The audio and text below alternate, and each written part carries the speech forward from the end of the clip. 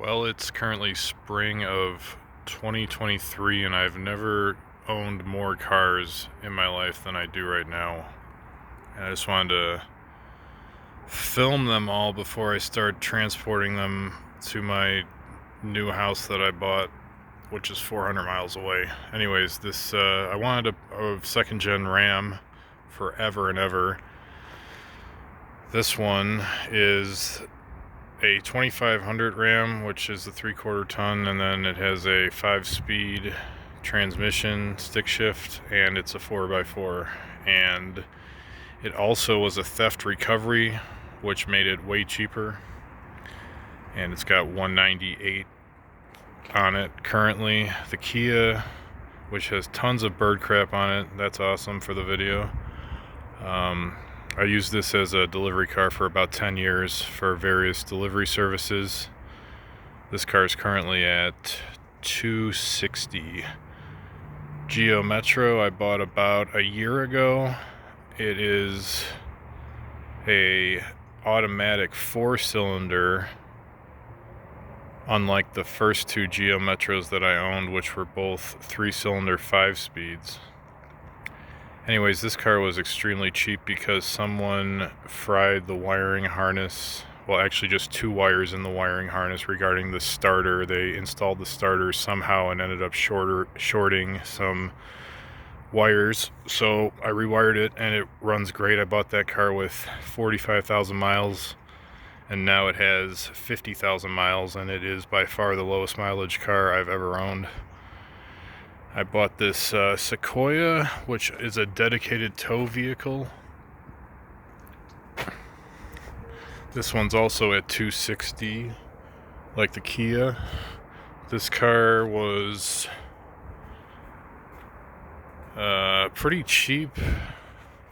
It's a 2-wheel drive, which makes it a little bit less desirable, but it fits my needs pretty well because I have the pickup for a 4x4, and I also have this Xterra, which I'm about to get to.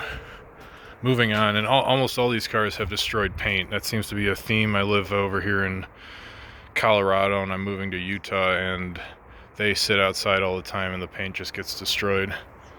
Thunderbird I've owned for like almost 20 years. I've had it since high school. I'm 37 now, and I don't drive it that much, but it's been a good car.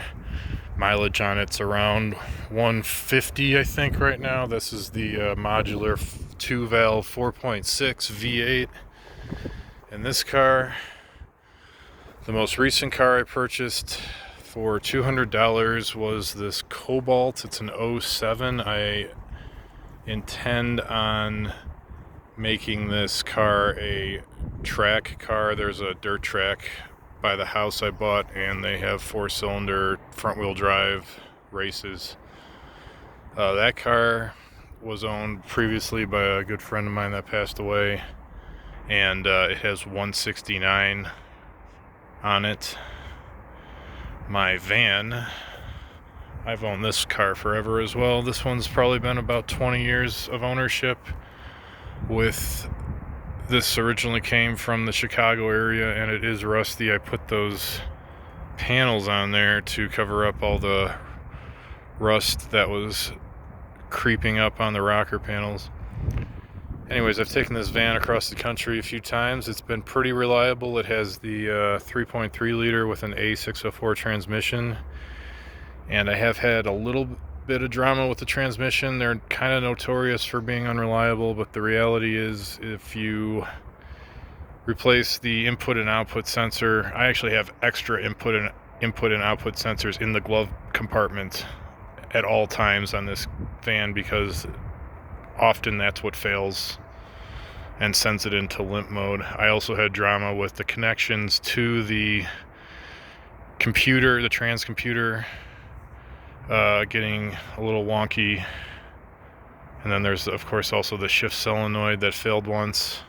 But I mean, I've owned that thing for 20 years. I've put it's at about 210,000 miles now. I bought it at like 130, I think.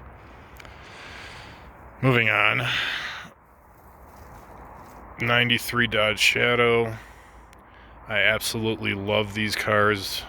with a passion. This is the third Peabody that I currently own, but the other two are in storage in Illinois across the country. This one I bought for $1,000 about a year ago as well. It's got 99,000 miles on it, and it's rust free. There's a few specks of rust here and there, but what I really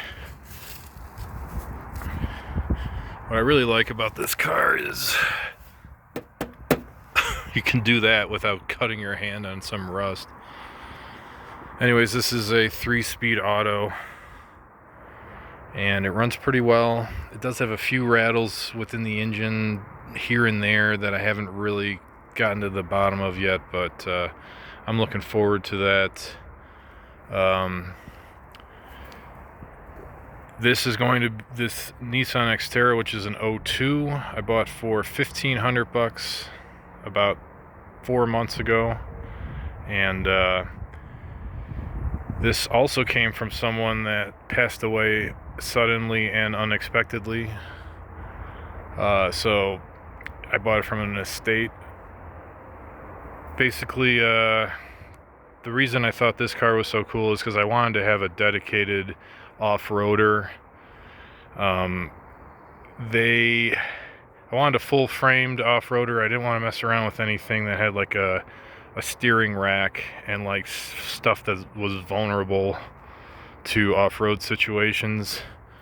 This car runs pretty good. It's got pretty high mileage. I think it's at 230 or 240. I haven't really even messed with this car for a little while. It's on the back burner. I will be putting a 2 or 3 inch lift on it, and I believe I'm going to shoot for 33-inch tires. I did buy some 15-inch rims from the D21 pickup that I think look pretty cool, so I'm going to be switching over to 15-inch rims instead of 16s, putting bigger wheels on it, bigger tires on it. And the coolest feature of this car, stick shift 4x4 full frame, and it was pretty cheap. Moving on, it only gets worse. I've been making a few videos on this thing lately. 1 out of 7,300 Chrysler TC Maserati, blah blah blah. It runs, sometimes it doesn't run, other times it's generally just beat up and got dings, dents, and everything going on with this car. I believe the fuel filter, the fuel pump is failing. It'll run with 45 psi pressure, and then out of nowhere it goes to like 20 and starts sputtering and dying. And I haven't really dug into that too hard yet, but I don't regret buying it. That one was also $1,000. I am completely addicted to cheap cars. I don't like to spend more than like $1,500 on a car. I just like tinkering around with the cheap stuff. Last but not least is the 2005 Ford Escape with, I believe it has about 250 or 260,000 miles on it. This car really taught me what I don't want in an off-road vehicle, because I tried to drive it on trails and I tried to be tough on it, and it basically self-destructed.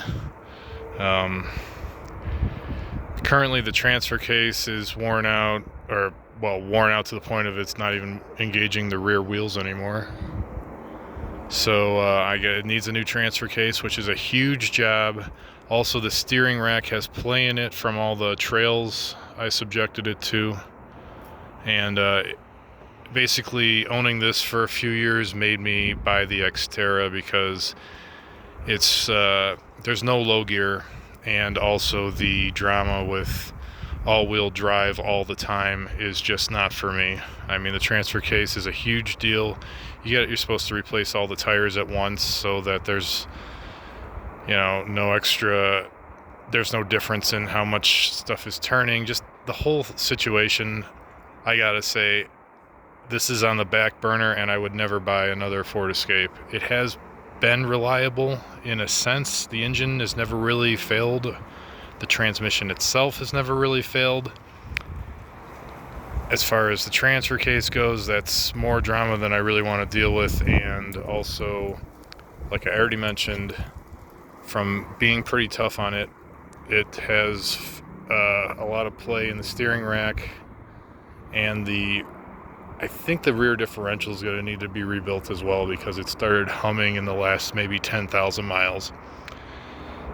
So that one, I'm not sure what the fate of the Escape's going to be, but that's a quick wrap up of my my strange addiction, so to speak, is just cheap cars. Oh, I bought this one, by the way, for $450 about 3 years ago.